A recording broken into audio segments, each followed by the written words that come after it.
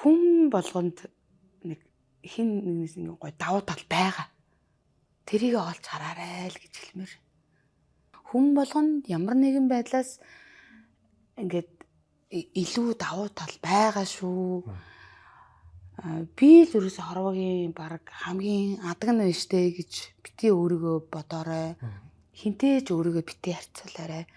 Хүн болгонд давтагдчихгүй нөх хурууны хий давтагдчихгүй гэдэг шиг. Хүн болгонд гой боломж байгаа.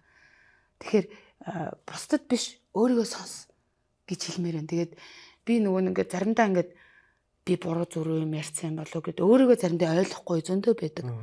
Тэнгүүд ингээ яг ганцаархнаа гэд би гэртээ очингод хүүхдүүд маань байна. Заалан дээр ирэнгүү шавнар байна. Ингээл ингээд ганцаараа өөрийгөө сонсох орчин бас хүнд амар хэрэгтэй байдаг. Зүгээр ганцаараа өөртөө нэг хоос орон зай ингээд чив чимэг орчин бүрдүүлээл юмыг маш олон талаас нь бодоод гоё сонсох дуртай дуугаа сонсоод ингээд нэг цаг 2 цаг тэр бодож үзээд өөрийгөө гоё сонсороо л гэж хэлмээр байна. Хүн болгонд давтагшгүй чанар байгаа. Өөрийнхөө даваа талыг харж харангуут би ийм юм хийж чадах юм байна. Би ингээм байна гэдэг мэдрэмжийг хүн авч хараад амьдрал нь арай өөрөөр болоод ирнэ шүү гэдгийг бас хэлмээр байна.